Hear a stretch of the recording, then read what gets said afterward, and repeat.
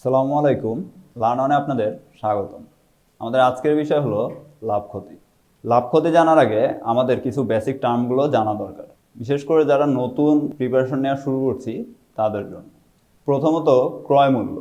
ক্রয় মূল্য কি? যে দামে কেনা হয় আসলে সেটা হলো ক্রয় মূল্য। আর ইংলিশে যখন আসে সেটাকে লেখা হয় হচ্ছে কস্ট প্রাইস। এখন কস্ট প্রাইস কেন লেখা হয়? সব জিনিস তো আর কেনা হয় না। যেমন কৃষক ধান উৎপাদন করলো, সে কি কিনেছে? সে তো উৎপাদন করেছে। তো এই যে তার উৎপাদন খরচটা, সেটাই হলো কস্ট প্রাইস। ঠিক আছে। আর বিক্রয় মূল্য হলো সেলিং প্রাইস। যে দামে বিক্রয় করবে সেটাই হচ্ছে সেলিং প্রাইস। এখন সবচেয়ে গুরুত্বপূর্ণ যে বিষয়টা সেটা হলো ধার্য মূল্য। ধার্য মূল্য কি? কোনো জিনিস বিক্রি করার জন্য যে মূল্যটা নির্ধারণ করা হবে সেটা হলো ধার্য মূল্য। এখন ইংলিশে দেখা যায় অনেক জায়গায় মার্ক প্রাইস লেখা থাকে, অনেক জায়গায় লিস্ট প্রাইস লেখা থাকে। তাহলে মার্ক প্রাইস কেন লেখা থাকে? বিভিন্ন দোকানে দেখবেন যে অনেক পণ্যের উপরে ট্যাগ লাগানো থাকে, অর্থাৎ ওই পণ্যটার প্রাইস মার্ক করা আছে, অর্থাৎ ওই মূল্যটা নির্ধারণ করা আছে ওই পণ্যের জন্য। এই জন্য হচ্ছে ধার্য মূল্যকে মার্ক প্রাইস লেখা হয়। আর লিস্ট প্রাইস কখন লেখা হয়? আপনারা দেখবেন রেস্টুরেন্টে আমাদের মেনু দেয়, ওটা কিন্তু some kind of list. So ধার্য মূল্যকে আমরা লিস্ট প্রাইসও বলতে পারি।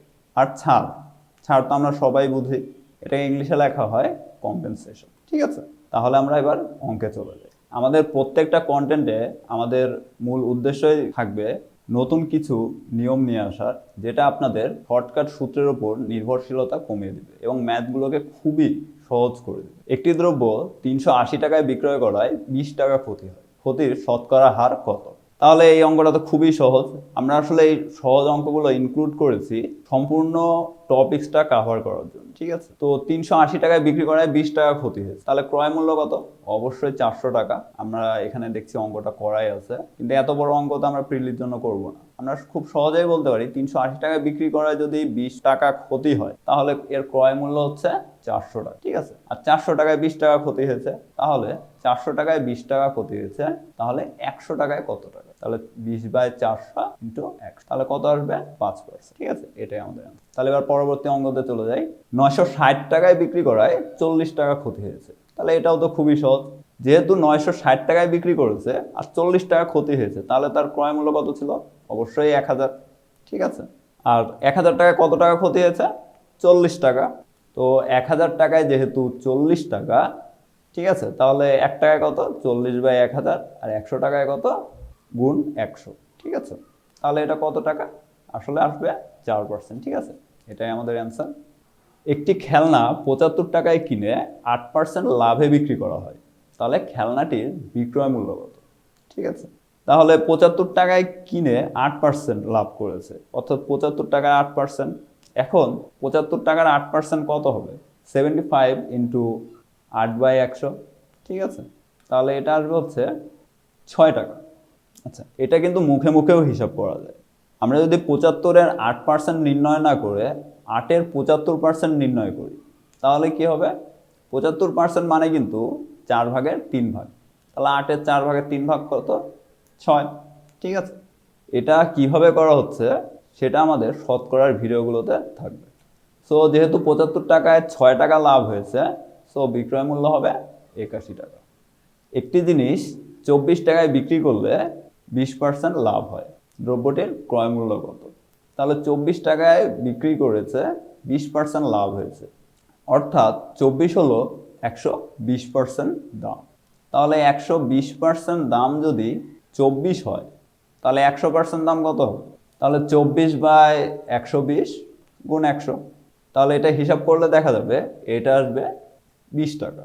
আমাদের যে সব অঙ্ক করতেই হবে এর কোনো মানে নেই, কারণ যদি আমরা অ্যান্সার টেস্ট করে দেখি তাহলে দেখা যাবে আমরা অঙ্কটা দেখেই বুঝতে পারবো যে 20-এর 120% 24 টাকা, অর্থাৎ শুধুমাত্র 20 টাকা ক্রয় মূল্য হলেই 24 টাকায় বিক্রি করলে এই যে 20% লাভটা হবে। তো আমরা অনেকেই কিন্তু অ্যান্সার টেস্ট করি, তাহলে এই জিনিসটাও আমাদের শেখা দরকার, তাহলে সময়টা অনেক বেঁচে যাবে। তার একটা উদাহরণ দেখি। একটি দ্রব্য 250 টাকায় বিক্রি করায় বিক্রেতার 25% ক্ষতি হয়েছে, দ্রব্যটির ক্রয় মূল্য কত? এখন এই অঙ্কটা আমি কিভাবে করব? দেখেন এখানে কিন্তু বলা আছে 25% ক্ষতি হয়েছে। প্রথমে দেখেই মনে হতে পারে যে অ্যান্সার 200 হতে পারে, কিন্তু 200 হবে না। 25% লাভ বললে 200 হতো। যেহেতু 25% ক্ষতি হয়েছে, ক্রয় মূল্য অবশ্যই 250 চেয়ে বেশি হবে। অপশনে কিন্তু 250 চেয়ে বেশি কোনো সংখ্যাই নেই। সো অ্যান্সার হবে নান অফ দিস। এটাও কিন্তু আমরা জাস্ট অপশন দেখেই বের করেছি, অঙ্কটা করিনি।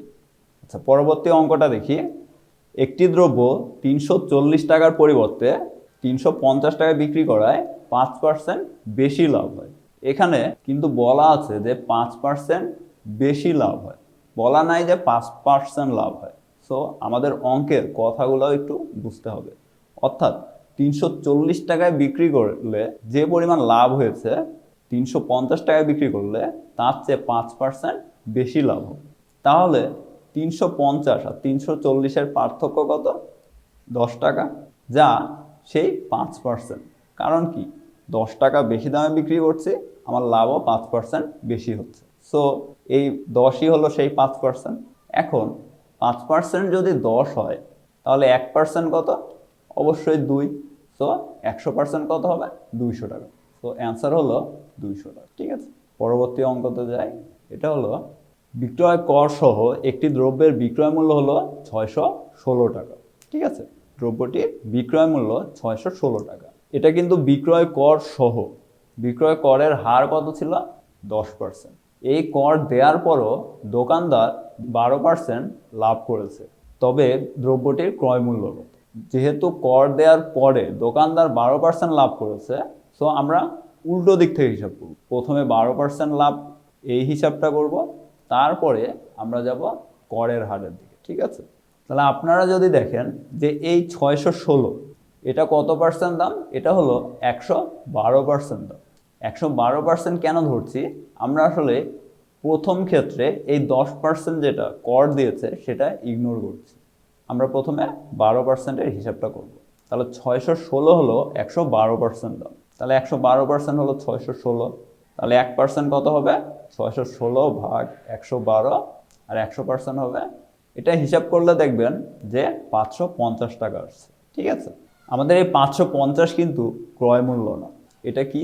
যে বিক্রয় কর সহ দাম। সো অ্যান্সারটা কখনোই 550 হবে না। ঠিক আছে, তাহলে এবার আমরা শুধু এই 10%-এর হিসাবটা করব। তাহলে এই 550 কত পার্সেন্ট দাম? যে 100% তার ক্রয় মূল্য যদি ধরি, তাহলে 10% সে কর দিয়েছে, সো দামটা হলো 110%। এখন আমরা কিন্তু আগের মতোই অপশন দেখেই বুঝতে পারবো যে অ্যান্সার হচ্ছে 500 টাকা। কারণ কি, 500 টাকা 10% 50 টাকা, যোগ করলে কত হবে? 550। এইভাবে আমরা দেখতে পারি, কিংবা আমরা হিসাব করতে পারি 110% দাম হলো 550 টাকা, তাহলে 1% হলো 550/110, আর 100% কত হবে? জাস্ট গুণ। তাহলে এবার আমরা যদি এই কাটাকাটি করি, তাহলে দেখা যাবে 5 আসছে, সো 5 গুণ 100, তাহলে ক্রয় মূল্য কত আসবে? 500। আচ্ছা, আমরা পরবর্তী অঙ্কে চলে যাই। টাকায় 3টি করে আম ক্রয় করে টাকায় 2টি করে আম বিক্রি করলে শতকরা কত লাভ হবে? এই সকল অঙ্ক রিটেনের জন্য কিভাবে করব এখানে করাই আছে। ঠিক আছে, আর প্রিলির জন্য কিভাবে করব? এই সকল অঙ্কে আমরা পণ্যের সংখ্যা সমান করব, অর্থাৎ যতগুলো কিনেছি ততগুলো বিক্রি করব। সেটা কিভাবে করতে পারি? সেটা করতে পারি আমরা এই যে ক্রয় মূল্য কতগুলো কিনেছি টাকায় এটা, আর কতগুলো বিক্রি করছি, এ দুটা লসাগু করে অথবা গুণ করে। আমি গুণ করাটাই প্রিফার করব, এর কারণটা পরে বলছি। তাহলে 3 দুগুণ 6, অর্থাৎ আমি 6টা আম ধরে হিসাব করব। তাহলে 6টা আমের ক্রয় মূল্য কত? 2 টাকা। আর 6টা আমের বিক্রয় মূল্য কত? যেহেতু টাকায় 2টি করে বিক্রি করা হয়েছে, তো বিক্রয় মূল্য হবে 3 টাকা। ঠিক আছে, 2 টাকা আর 3 টাকা, অর্থাৎ 1 টাকা লাভ হয়েছে। কত টাকায় 1 টাকা লাভ? 2 টাকায় 1 টাকা লাভ। তাহলে অ্যান্সার কত? অবশ্যই 50%, যেহেতু অর্ধেক। আমরা পরবর্তী অঙ্কতে চলে যাই। এটা 20টি পণ্যের ক্রয় মূল্য আর 15টি পণ্যের বিক্রয় মূল্য সমান। ঠিক আছে, এটাও আমাদের সমান সংখ্যক ওই হিসাবটা করতে হবে। তাহলে 20 আর 15 লসাগু কত? 20 আর 15 লসাগু হচ্ছে 60। ঠিক আছে, তো আপনারা 60টি ধরে হিসাব করতে পারেন। কিন্তু আমি একটু আগেই বললাম যে আমি লসাগু না, আমি গুণটাকে প্রিফার করব অঙ্কটা আরো সহজ করার জন্য। তাহলে 20 আর 15 গুণফল কত? 300। ঠিক আছে, তো মনে হচ্ছে অঙ্কটা কঠিন হয়ে গেছে, কিন্তু আসলে তা না। আমরা যখন আমাদের নতুন নিয়মটা দেখব, তখন মনে হবে না এটাই সহজ। ঠিক আছে, তাহলে 20টি পণ্যের ক্রয় মূল্য যদি 1 টাকা ধরি, তাহলে 300টি পণ্যের ক্রয় মূল্য কত? দেখবেন যে আসবে 15 টাকা। ঠিক আছে, আর 15টি পণ্যের বিক্রয় মূল্য যদি 1 টাকা ধরি, তাহলে 300টি পণ্যের বিক্রয় মূল্য কত? দেখবেন আসবে হচ্ছে 20 টাকা।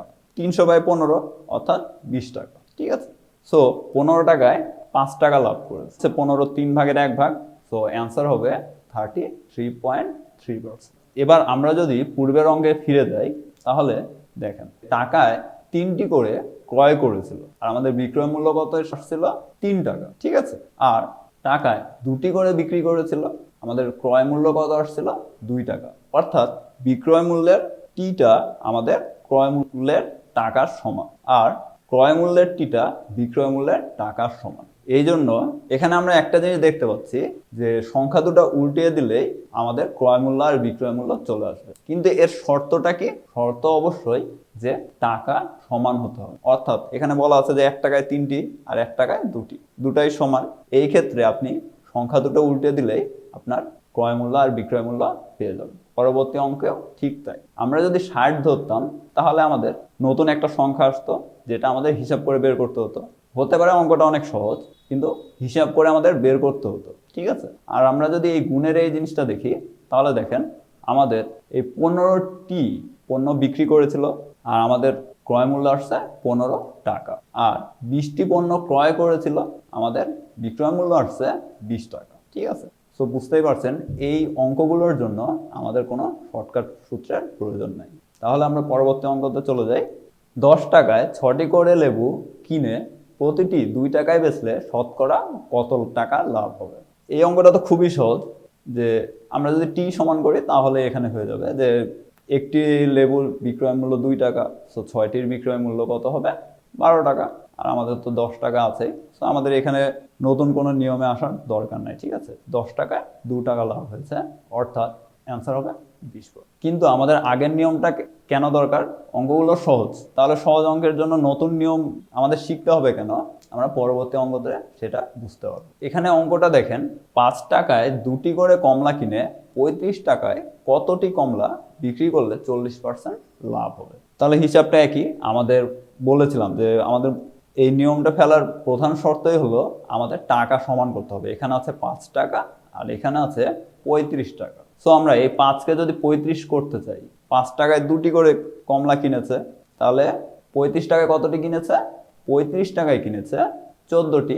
5 7 35, 7 2 14। ঠিক আছে, আচ্ছা, তাহলে আমরা অঙ্কটা বোঝার জন্য যদি আমরা এখানে ক্রয় আর বিক্রয় লিখে ফেলি, তাহলে জিনিসটা এরকম দাঁড়াবে যে 5 টাকায় 2টি করে কিনেছিল, অর্থাৎ 35 টাকায় 14টি। যখনই টাকা সমান হয়ে যাবে তখন আমরা এই 35 হিসাবটা আর করবো না, কারণ 35 আমাদের প্রয়োজন নেই। ঠিক আছে, সো এটা হলো ক্রয় মূল্যে 14টি, যেটা আমি বিক্রয় মূল্যে পার করলে কি হবে? সেটা 14 টাকা হয়ে যাবে। সেটা আমরা আগের অঙ্কতেই দেখেছি যে ক্রয় মূল্যের টি আর বিক্রয় মূল্যের টাকা সমান। এই 14টা কি? তাহলে দেখেন 14টা হচ্ছে 140% দাম, কারণ বিক্রেতা 40% লাভ করেছে, অর্থাৎ এই 14 হলো 140% দাম। তাহলে 100% কত হবে? দেখেই বোঝা হচ্ছে যে 100% হবে 10 টাকা। যেহেতু 14-র পাশে একটা শূন্য লাগিয়ে দিলে 140 চলে আসে, সো ক্রয় মূল্য হবে 10 টাকা। ঠিক আছে, তাহলে 35 টাকায় কতটি কমলা বিক্রি করতে হবে? অবশ্যই 10।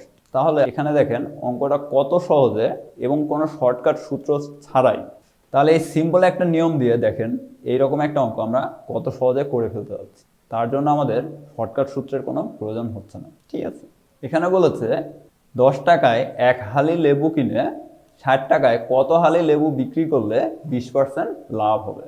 তাহলে একটা জিনিস দেখেন, এর আগে ছিল কতটি আর এখানে শুধু হালি লেখা আছে। পার্থক্য শুধু এইটুকু, অন্য কোনো পার্থক্য নেই। আমরা প্রথমে কি করব? আমরা এই 10 টাকাকে এই 60 টাকায় কনভার্ট করে দেব। 10 টাকায় যেহেতু 1 হালি লেবু কিনেছে, 60 টাকায় কত হালি লেবু কিনবে? 60 টাকায় অবশ্যই 6 হালি লেবু কিনবে। এই 6টাই হলো আমাদের বিক্রয় মূল্য, অর্থাৎ 6 টাকা বিক্রয় মূল্য। ঠিক আছে, যা হলো 120% দাম। যেহেতু 20% লাভ করেছে, তাহলে 100% দাম কত? অবশ্যই দেখবেন 5 টাকা চলে আসবে। ঠিক আছে, এই অঙ্কটাতে বলা আছে যে 4 টাকায় একটি করে কমলা কিনে 24 টাকায় কতটি কমলা বিক্রি করলে 20% লাভ হবে? সো সো নিয়ম যেহেতু একই, এটা আপনারা বাসায় করার চেষ্টা করবেন। অ্যান্সার কত হবে? অবশ্যই 5 আসবে। ঠিক আছে, যেহেতু 4 6 24 6 আর এখানে আসবে 5। এখানে দেখেন এই অঙ্কটাতে বলা আছে যে 1 ডজন ডিমের বিক্রয় মূল্যে 20টি ডিম ক্রয় করলে, অর্থাৎ 20টি ডিমের ক্রয় মূল্য আর 1 ডজন ডিমের বিক্রয় মূল্য সমান। তাহলে হিসাবটা আবার একই, যেহেতু মূল্য সমান তাহলে এরা জায়গা চেঞ্জ করলেই ক্রয় মূল্য আর বিক্রয় মূল্য পেয়ে যাব।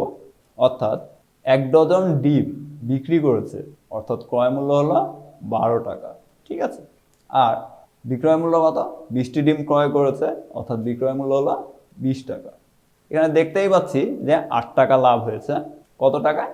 12 টাকায় 8 টাকা লাভ, যা 12-র 3 ভাগের 2 ভাগ, অর্থাৎ অ্যান্সার হবে 66.3%। এরকম আরও নতুন নতুন আর সহজ সহজ নিয়ম শিখতে সাবস্ক্রাইব করে আমাদের সাথেই থাকুন। আশা রাখি নিয়মটি আপনাদের ভালো লেগেছে। আর এই বিষয়ে যদি আপনাদের কোনো প্রবলেম থাকে কমেন্ট বক্সে অবশ্যই জানাবেন। আমরা আমাদের সাধ্যমতো চেষ্টা করব হেল্প করার। আপনাদের সুস্বাস্থ্য কামনা করে এখানেই শেষ করছি। আসসালামু আলাইকুম।